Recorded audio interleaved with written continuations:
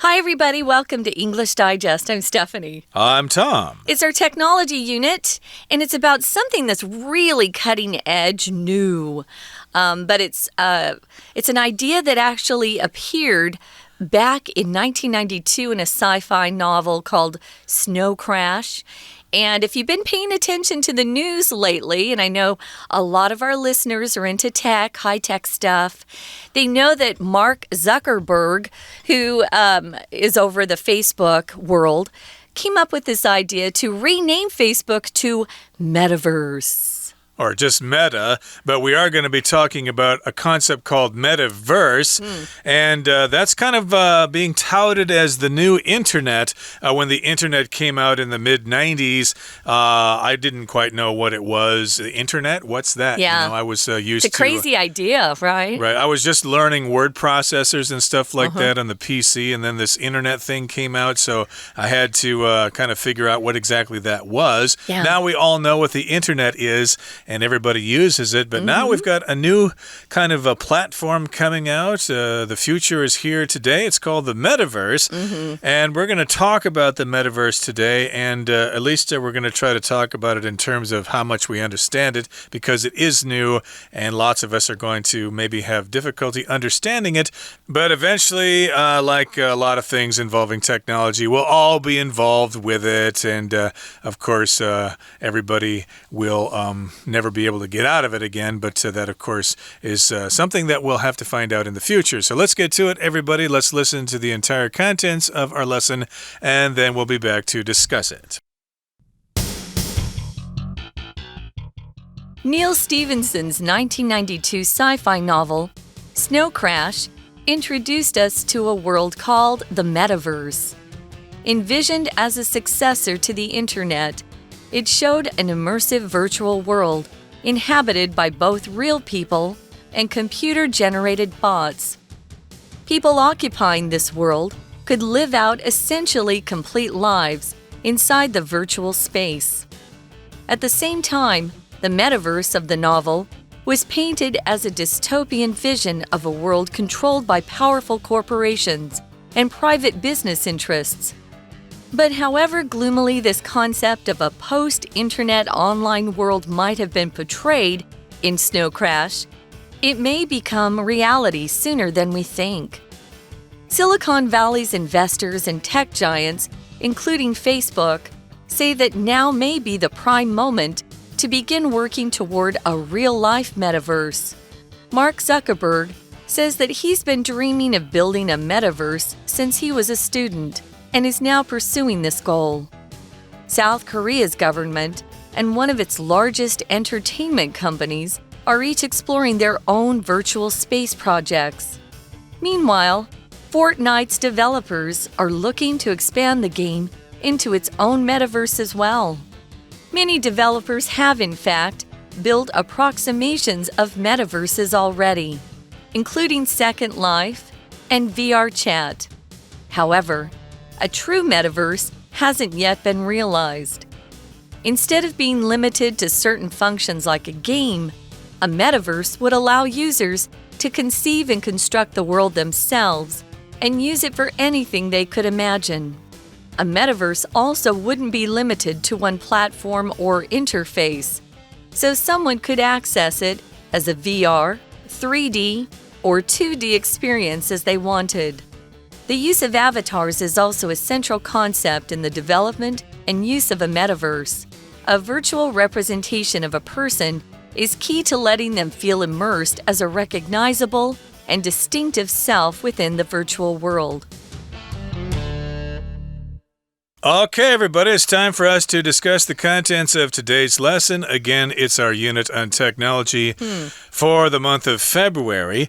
I hope you all had a wonderful Valentine's Day a couple of days ago, but now we're talking about new worlds and new worries in the metaverse. Okay, so this is a new concept to me. I just heard about this myself recently, but when I was doing research for today's program, I watched a couple of YouTube videos, and it seems like people are really enthusiastic about the metaverse, and there are lots of new platforms and companies that you can invest in now, and if you know where to invest invest your money, you can make a ton of money in the future. So the metaverse is coming whether you want it to or not. So it's based on an actual novel that was published in 1992. The author's name was Neil Stephenson. And it was a sci-fi novel called Snow Crash. And that's when we were introduced to this world that he called the Metaverse. So instead of universe, it's a metaverse. Meta, as Tom mentioned, is the new name that Zuckerberg wants us to call Facebook, Meta.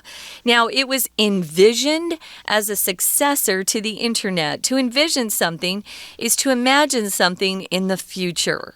So if you're a successor to something or somebody, it means you follow them. Maybe you're the successor to the former CEO, so you're the new CEO. Or maybe there's a successor to your current job. You're training somebody who's going to replace you when you leave. So a successor to the internet, something that follows the internet. So this was what it was imagined to be. And what it does is it shows an immersive virtual world inhabited by both real people and computer-generated bots. There are a lot of words in there, Tom, so I'll let you take over. Immersive. Immersive, right. That means you're in the middle of something, like you immerse yourself in water when you take a bath. And in this particular case, you become immersed in the virtual world. You are in that virtual world. Again, it's a cyber world, I suppose. Virtual just means almost 100% like the real thing. It's not the real thing, but it's pretty close. It's a pretty close copy. So yes, it's an immersive virtual world which you go inside of, and it's inhabited by both real people and computer-generated bots, which is probably short for robots. And here we've got the word inhabit. That just means you live in a certain place. If some place has no people, then you would describe it as uninhabited. That island is uninhabited, or Diaoyutai is uninhabited, even though it's claimed by different countries. But in this particular case, there are people in this virtual world, so it is inhabited.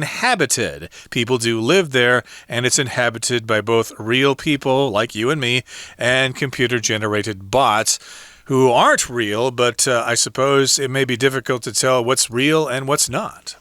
Yeah, I've noticed on Twitter a lot, because I'm on Twitter all the time, that people accuse other posters of being bots. There are a lot of bots on Twitter, meaning they're computer-generated. They're not real people posting opinions. But a bot is something that a computer program can create. It's designed to mimic or copy the actions of a person, a real person. So if you see bot, I'm sure a lot of our listeners know what bots are already because they're into a lot of these video games where there are a lot of bots. So people occupying this world could live out essentially complete lives inside the virtual space. So if you occupy something, it just means you take up space there, or you're in a place. Maybe you're saving a chair for a friend and someone comes over and wants that chair to borrow it, maybe to move to another table at a restaurant. You say, I'm sorry, this chair is already occupied, meaning someone's going to be using it, or someone will be sitting there currently. To live out. What's the difference between live out and live?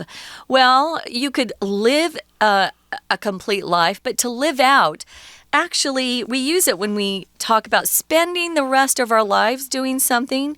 To live out, I want to live out the rest of my life on top of a mountain in a little tiny cottage where there are very few people around. That would be my dream, to retire and live out the rest of my life on a beautiful mountaintop. So to live out, they would be spending the rest of their lives inside a virtual space. Virtual here refers to the fact that it involves a computer-generated reality. It's not real. It's a virtual space. Virtual reality is computer-generated. But you access it in certain ways. And yes, indeed, it's a virtual space. It's a copy of real space. And at the same time, the metaverse of the novel was painted as a dystopian vision of a world controlled by powerful corporations and private business interests. So, of course, in the novel, they painted the metaverse, or they described it as a dystopia, or a dystopian vision of the world. Dystopia is the opposite of utopia. Utopia is a perfect world where everybody's happy and there's no crime, there's no pain and suffering and stuff like that. That is utopia.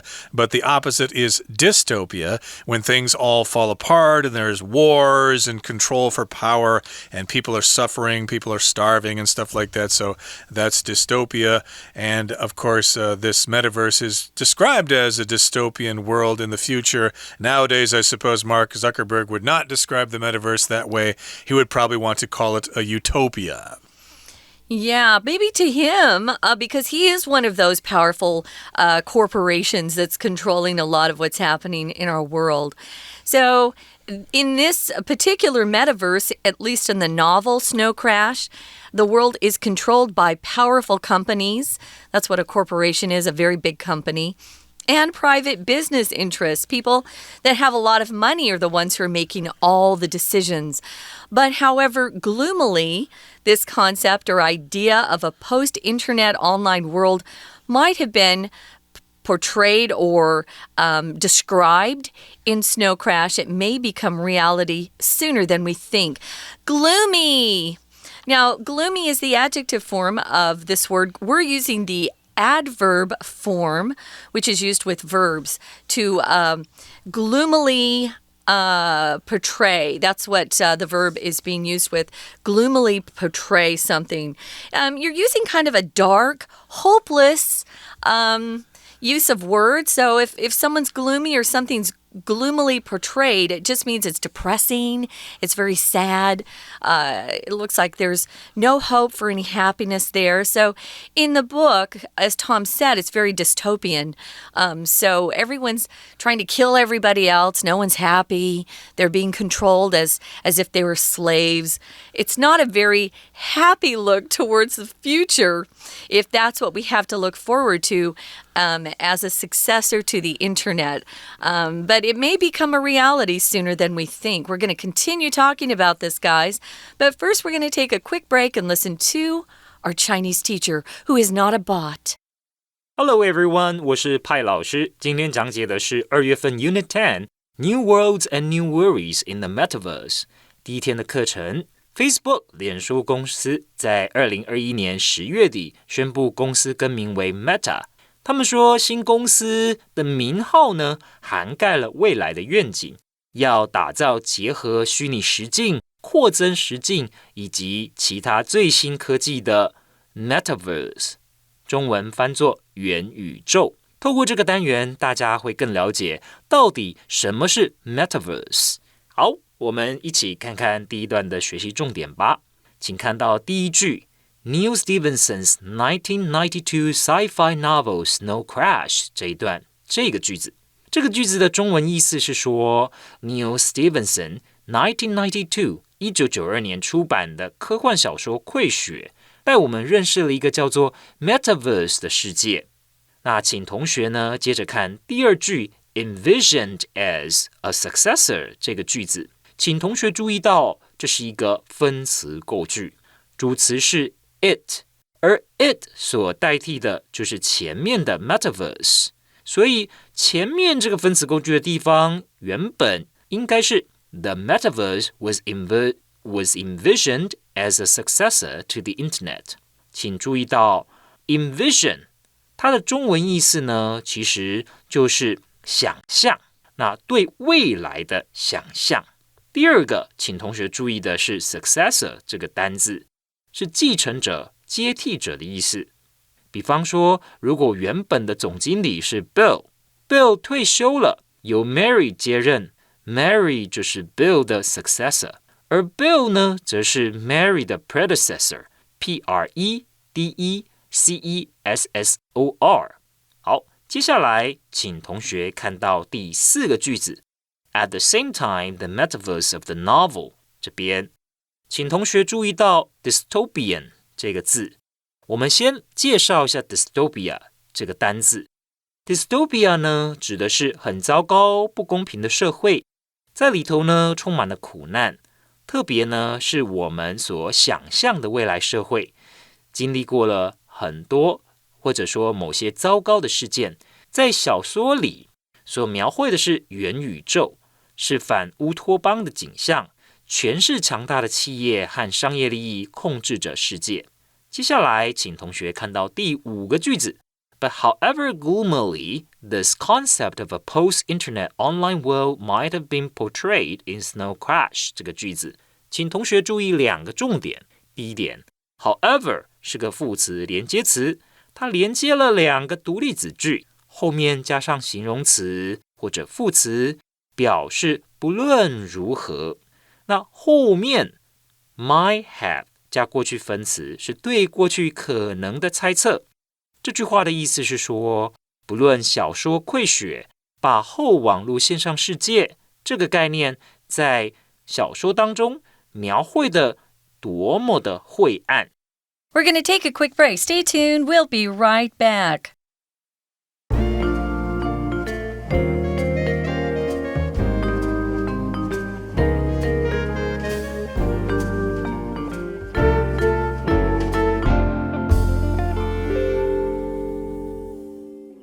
Okay, welcome back to our explanation, and we're going to continue talking about the metaverse. Let's go on to the next paragraph here. It says, Silicon Valley's investors and tech giants, including Facebook, say that now may be the prime moment to begin working toward a real-life metaverse. Indeed, it does seem to be a good time to invest in the metaverse if you want to make some money.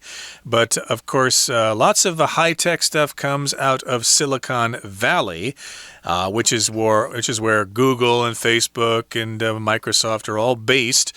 And Silicon Valley has investors there, people with money that they want to invest in certain companies that are going to make money in the future. Yeah, if you're going to invest in new technology, the best way to do that, of course, is to get in when it's just beginning or just starting. The problem is you never know who's going to win the contest with new technology.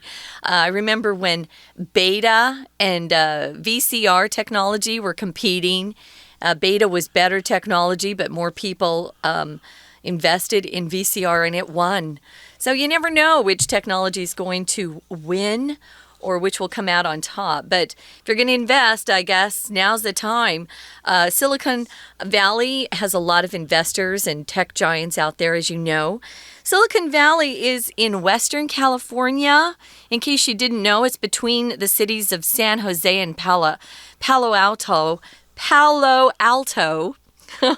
It's a center of high-tech industries out there. A lot of computer companies, high-tech companies have set up businesses, although a lot of them are moving out of California because California has become kind of hard to live in these days with all the crime.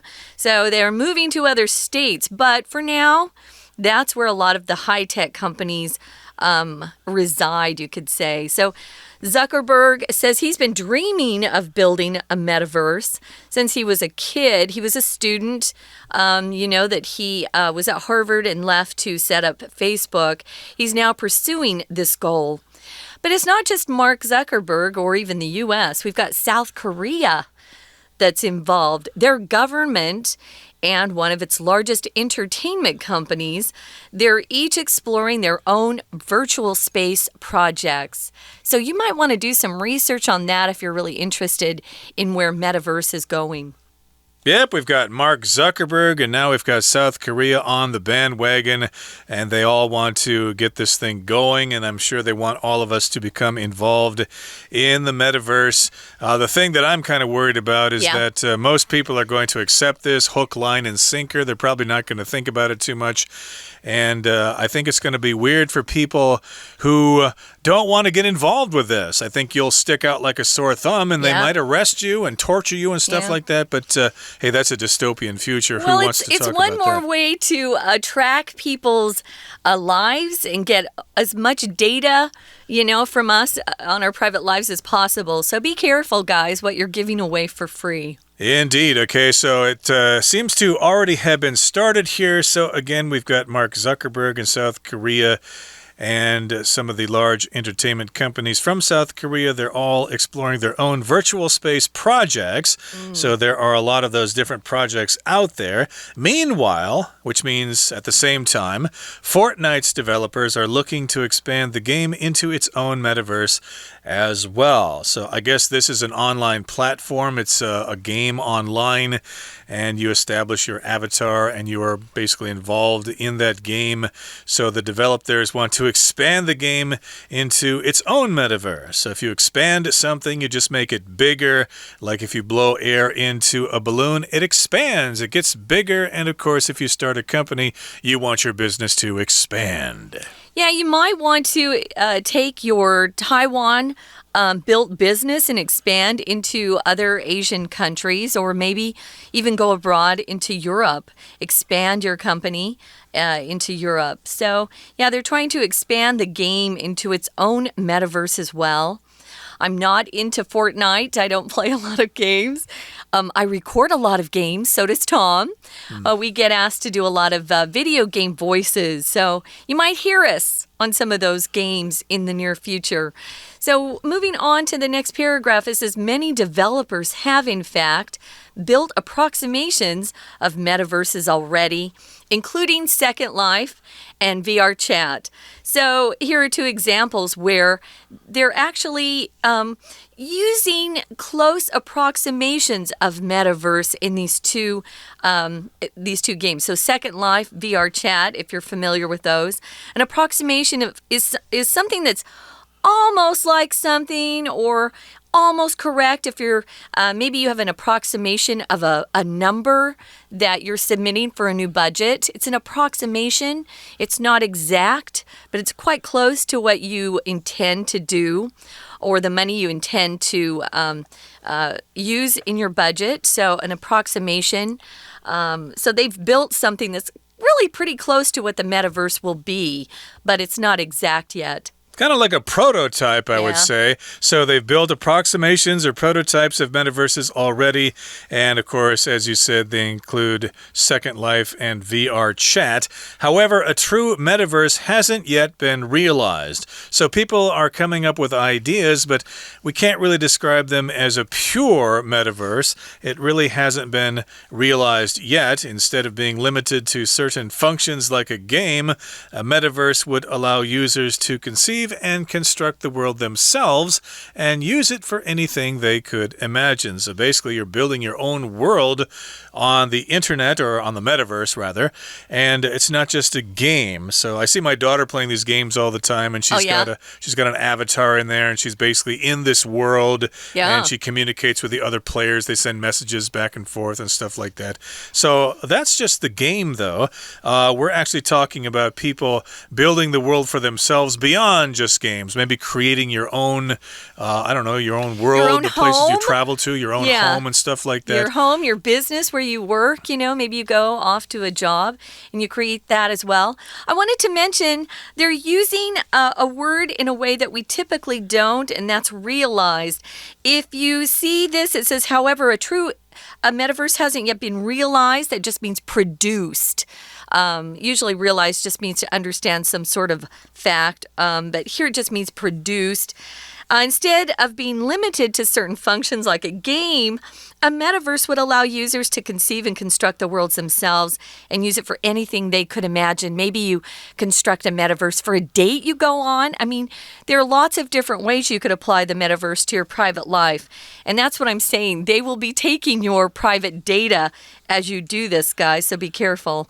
A metaverse also wouldn't be limited to one platform or interface. So someone could access it. If you access something, you're able to use it to get at it. It's something that's available to you. You could use it as a VR, 3D, or 2D experience, whatever you wanted. So the use of avatars, those are those little characters that mimic you, as if that's you, a picture of you. It's also a central concept in the development and use of a metaverse. So a virtual representation of a person is key to letting them feel immersed, like you're totally in that world. You're not, separate from it. You're with that world. You're one with that world. As a recognizable and distinctive self within the virtual world. It's kind of a weird idea for a real person to be immersed in a fake world, because that's what it is. It's fake. Yeah, your body is still outside of that world, so to me it seems kind of weird. It's starting to sound like the Matrix movies to me. And that, of course, was dystopian as well. You might want to go watch those movies again and think about taking the red pill. Right, take the red pill. Take the blue pill. Take the red pill, baby. That was a long time ago, but I guess it's still vital to know about that today. Oh, yeah. Okay, that brings us to the end of our explanation. Let's listen now to our Chinese teacher. 请同学看到第二段第一个句子。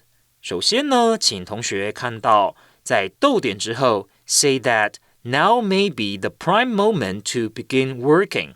这里的 the prime moment to 就是做什么事情的黄金时刻。接下来，请同学看到第四个句子。Meanwhile, Fortnite's developers are looking to expand the game into its own metaverse as well. 好，同时呢 ，Fortnite 就是要塞英雄的开发者，他们现在呢正试着要做什么 ？Expand the game into， 要把这个游戏扩充到他自己的元宇宙当中。接下来，请同学看第三段的第一个句子。Many developers have, in fact,Build approximations of metaverses already. 好，请同学注意 approximation 这个名词，它指的是什么呢？其实英文解释是说 a thing that is similar to something else, but is not exactly the same. 所以同学知道指的意思 approximation 就是说和某样东西很相似，但并非一模一样。接下来，请同学看到第二个句子。Instead of being limited to certain functions like a game, a metaverse would allow users to conceive and construct the world themselves. 请同学注意到 conceive 这个单字 ，conceive 这个意思呢是 imagine or think up， 就是去想象或者呢构想，提出来什么样子的构想想法。好，所以也就是说，元宇宙是可以让使用者自己去构思、去建构这个世界的。接下来，请同学看到第四句 ，the use of avatars。avatars 在很多关于未来世界的想象的文章里面都可以看得到 ，avatar 指的就是虚拟化身。接下来，再来请同学看到第五句，请注意到 ，a virtual representation of a person is key to letting them feel immersed。请同学注意，这个 key to 的 to 请圈起来，是一个介系词，所以后面的 letting 要加 ing。以上就是我们针对第一天内容所做的中文讲解，谢谢大家。That's it for today, guys. We hope you learned quite a bit. We're not finished talking about the metaverse, so come back for day 2 and learn a bit more. For English Digest, I'm Stephanie. And I'm Tom. Goodbye. See ya.